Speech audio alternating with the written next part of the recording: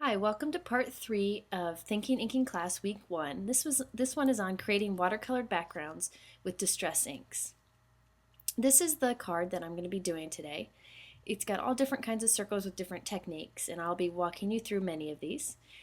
First, I'm going to start off with, these are just punched circles and hearts and such of ivory cardstock. You could use any color cardstock, but I like the ivory the best.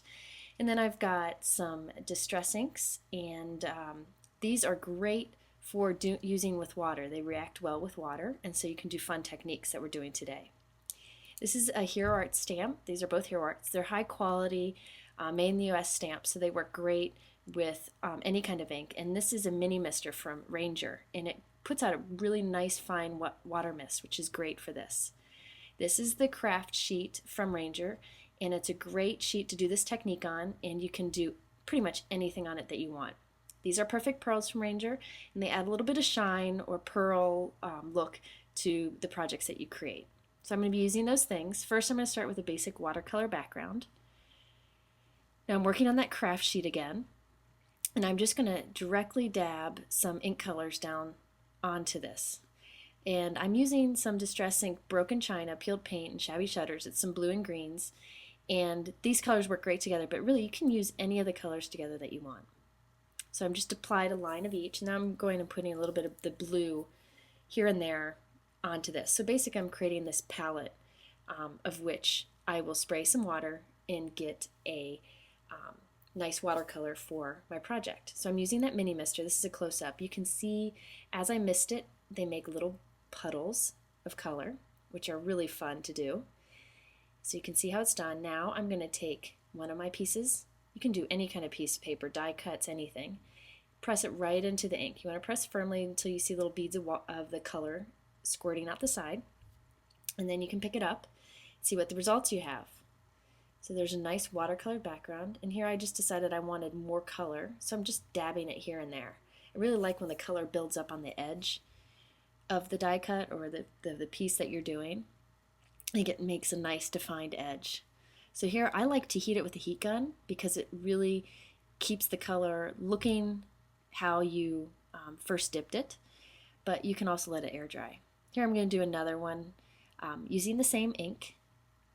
You can see I got a totally different look because I put it in a green spot, or decided to pick up some blue. Just playing around. You can move it around with your fingers. You can do pretty much anything you want. Sky's the limit here, and you can see the heat gun actually moving the ink around on there, which is a lot of fun too. So again, you can get pretty much any kind of color combinations you want by using different distress inks. Now you can use other inks for this, but they don't work nearly as well as the distress inks because distress inks are designed to react with water to do fun things. Now I clean my craft sheet with just an old cut up t-shirt. It's a great way to do it. Now here I use some brown and some yellow distress ink, Scattered Straw and Vintage Photo, and I'm just making swirls in it with a paintbrush just to kind of mix it up. It's just another thing you can do. It actually is more effective if you use real high contrast colors. So there was one example of that. Now here I'm just going to keep doing some more circles right in the same palette. Now here is another thing you can do with this to make pearled backgrounds. You can see these pieces here kind of have a pearly shine to it. Nice pearlized look. That's what we're going to be doing here. So I decided to use some soft colors of distress ink for this. I'm just going to apply the inks as I did before, just different kind of splotches. Really, you can do anything you want here.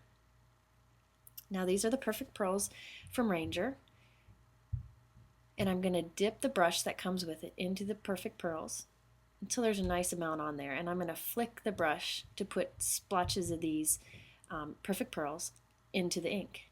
Now I'm going to mist them just as I did before, and you can see the perfect pearls kind of absorb into the ink. They kind of go together in these little puddles of color, and then I'm going to continue to do apply this ink to my different die cuts as I did before.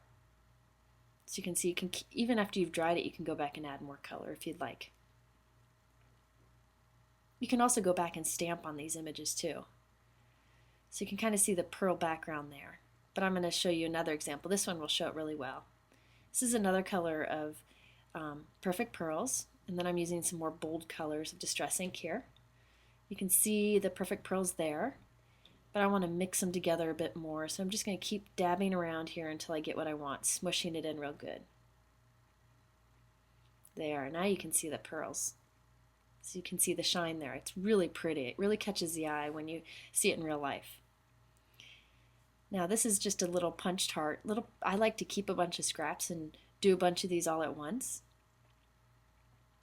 And you can see I'm just kind of dipping it in and pressing it with my fingers and moving it around. Now if I would have stamped an image on this and embossed it, like clear ink and then clear emboss, it would resist this ink. So you can actually do resist using this technique.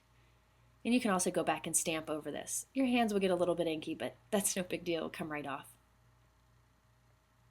So there, you can see the nice little shine to that heart. Now, another thing you can do with distress inks, better than any other inks, is watercolor stamping.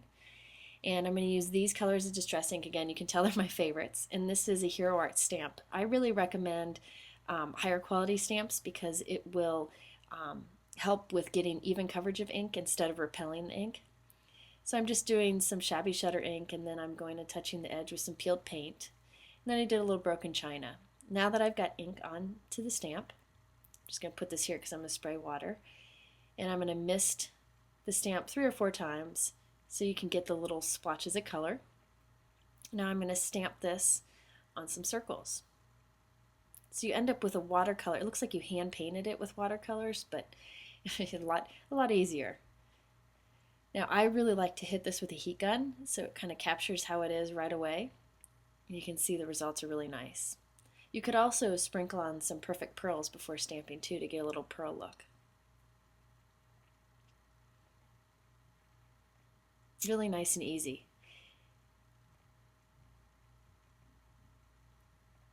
So you can see how soft these images are. Now here's the card kind of put together.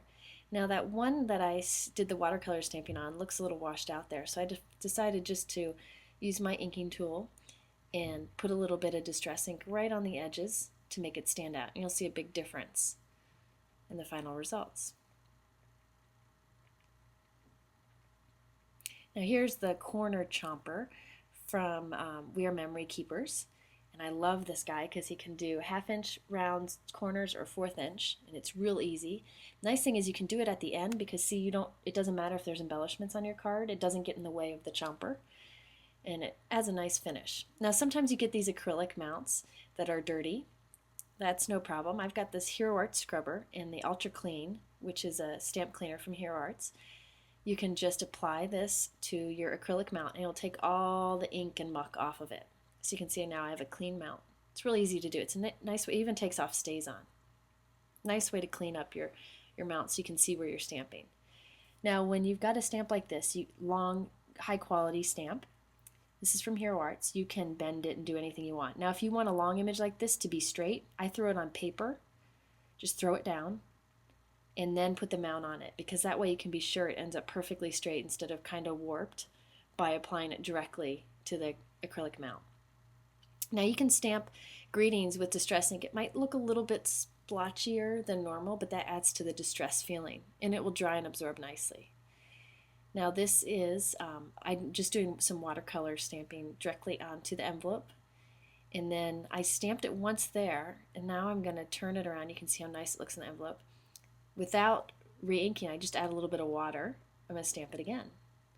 So you can do second generation stamping. Nice way to make the envelope match the card. And there's a close-up of the envelope. It's neat to add that little touch of blue in there just for a little interest. And then here's the finished card. I just added some Hero Arts pearls and a little bit of twine. Now if you have any more questions, please visit twopeasinabucket.com on their education board. There's a PDF for this class and also additional information. Thanks for stopping by.